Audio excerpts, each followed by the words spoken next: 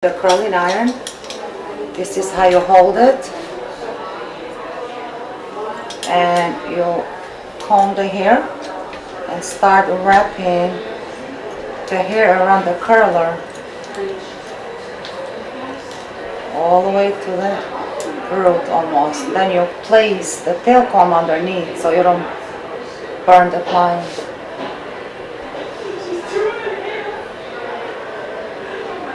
Hold it for a couple seconds and release, and there you go, you have a nice big curl. Now you do the same thing. You wrap the hair starting from the end, this way you don't get any frizz on the ends.